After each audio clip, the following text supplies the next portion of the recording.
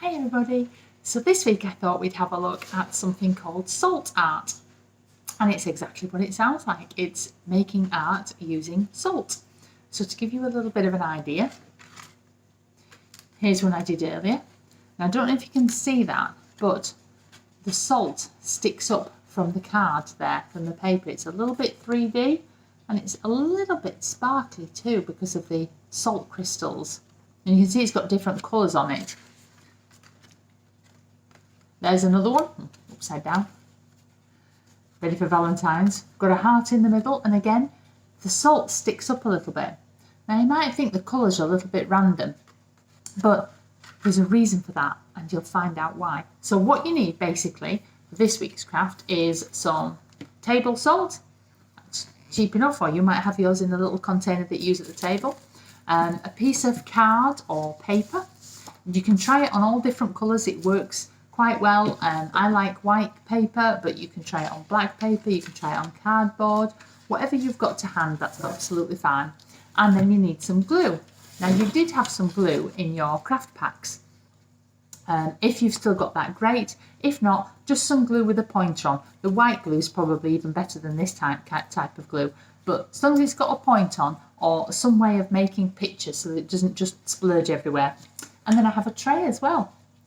So what I do, I get my piece of card, as I have here, and I have quite a small piece, popped it on my tray, and I'm going to take the lid off, and I'm just going to draw a picture. Now, I might decide to do an actual picture, or I might just decide to make a squiggly pattern. So I think I might try a squiggly pattern this time.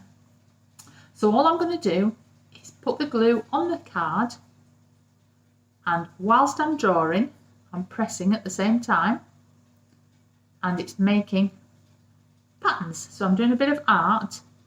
I say you can do whatever you want. You might decide to do squiggles. You might decide to write your name. There's no rules to this. What I would say is it does work quite well if you get a lot of glue crossing, a bit crisscrossy. That seems to work quite well. And you'll see why in a little while. And I've got some more bits there. It's not a very good picture, it's just random patterns. That's all that I've put out on my sheet. And then I'm just going to do a few more lines. And another line over there. You don't have to make the noise. And that's me. Pop the lid back on. And I'll have to hold it quickly so the glue doesn't spray. But can you see I've made a pattern there with the glue? And you can see the glue stands up off the paper a little bit. The next thing you have to do, now you probably have to get a grown-up to help you with this one. You get your table salt and you pour it all over your picture. So it's going all over the glue. Do. Looks a little bit like it's been snowing on your paper. We haven't had so much snow this week, but I know some people have. So once you've covered your design on your paper, you pour the salt off. Like I say, you can either use it on the tray, or you could use a piece of newspaper or something to catch the salt. Just something so that you're not putting it all over your table. And now, if you can see, my glue, oh, it's better like that. The glue has now got salt stuck to it. And again, if I hold it up, you can see that the glue sticks up. It's 3D, it sticks up from the card. So I've got a 3D picture. Then I'm just going to get rid of my tray over there, my salt. Oh, no, put it on the floor. Hope the dogs don't lick it. They're very thirsty if not. Then you need to get yourself some paint. Now I got some ready mixed paint, but you need to make the paint quite watery, and you'll be able to test different things and see what works best for you. So the two colours that I got, you can use as many colours as you want, but just for tonight I've chosen green and yellow. I wonder why. I even found a paintbrush with a bit of yellow on, and I've got it in a yellow egg cup. So I've got some yellow paint. This was ready mixed, but I've added some water to it to make it a little bit more runny. And then what you need to do, hopefully you can see this if I hold my paper up, is you choose a little bit of paper and you put your paint on the glue and the salt. And what happens is the crystals, it's not doing it very well because I've got it stood up, but the crystals run alongside the salt.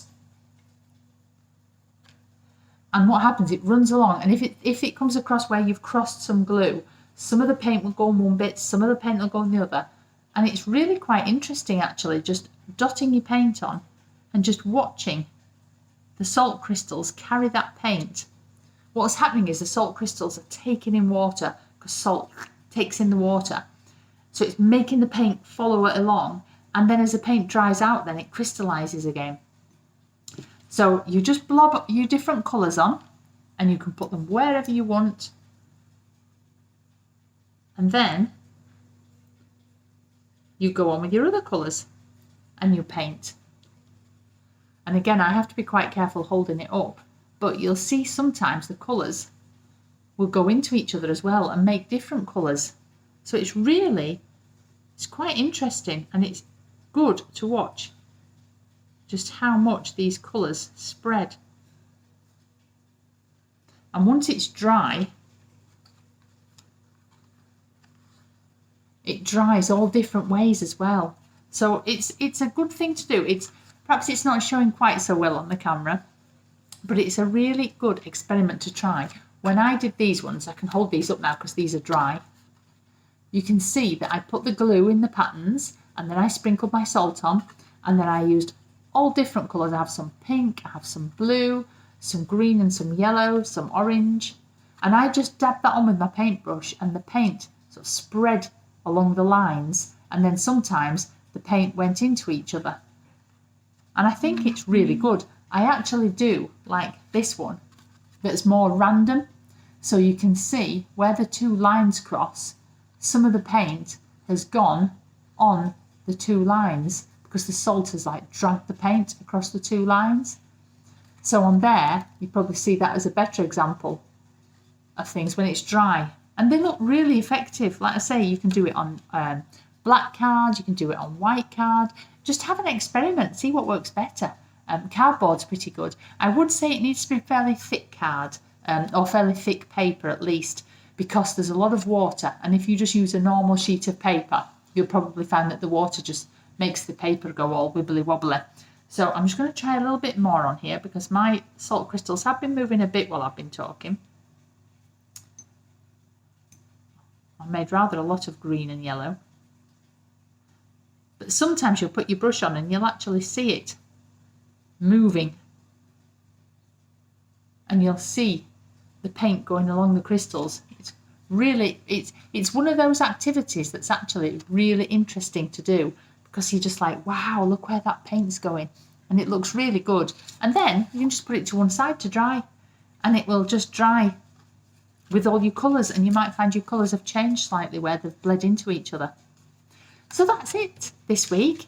Have a little go with that. It's a little bit sciencey because you're using all the crystals of the salt, and when the salt dries again, it does get a bit of shine to it where it's crystallised. Now, there won't be a craft next week because it's half term, so everybody's going to have a break, and I need to recharge my craft batteries, and then we'll come back the week after with something else. So stay safe, have a brilliant half term, enjoy the lack of homeschooling for a week, and we shall see you when we come back after the holidays. Okay guys, take care, bye.